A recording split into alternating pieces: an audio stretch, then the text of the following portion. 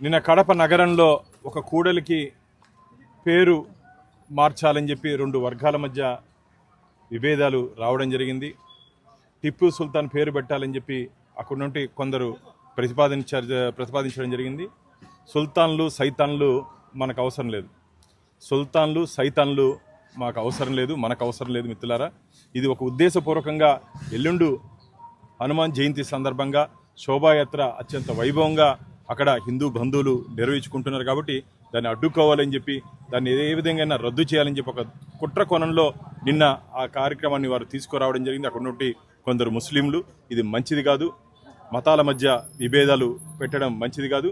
నేను రాష్ట్ర ప్రభుత్వాన్ని డీజీపీ గారిని కూడా కోరుకుంటున్నాను, ఈ అంశాన్ని అడ్డం పెట్టుకొని అక్కడ మీరు కానీ అనుమతులు రద్దు చేయాలని చెప్పి ఆలోచన ఉందని చెప్పి అక్కడ నుండి నా కడప నుంచి హిందూ బంధువులు ఫోన్లు చేయడం జరిగింది. అది మంచిది కాదు. వెంటనే శోభాయాత్రకి అనుమతి ఇవ్వాలి. ఖచ్చితంగా శోభాయాత్ర అక్కడ నిర్వహించి తీరుతామని చెప్పి కూడా నేను డీజీపీ గారికి కోరుకుంటూ, ఖచ్చితంగా మీరు ఇక్కడ నుండి హిందూ పండుగలు, ఈ వేదభూమి, పుణ్యభూమి, పురాణ భూమి అనేటువంటి ఈ భూమి మీద, ఈ గడ్డ మీద హిందూ సాంప్రదాయాలు, హిందూ ఊరేగింపులు కూడా జరుపుకోలేని పడి మనం ఏమైనా ఇండియాలో ఉన్నామా, పాకిస్తాన్లో ఉన్నామా? కాబట్టి భద్రత కల్పించి ఆ శోభాయాత్రని విజయవంతం చేసే బాధ్యత పోలీసులు తీసుకోవాలి ఖచ్చితంగా.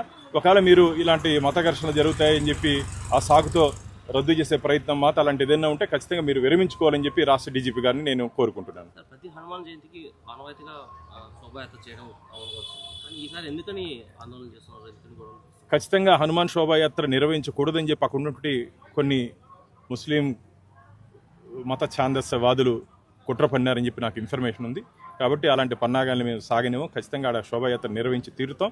హిందూ బంధువులు వేలాదిగా ఆ శోభాయాత్రలో పాల్గొని జై శ్రీరామ్ నినాదాలతో కడప నగరం మారుమోగిపోతుందని చెప్పి నేను విన్నవించుకుంటాను.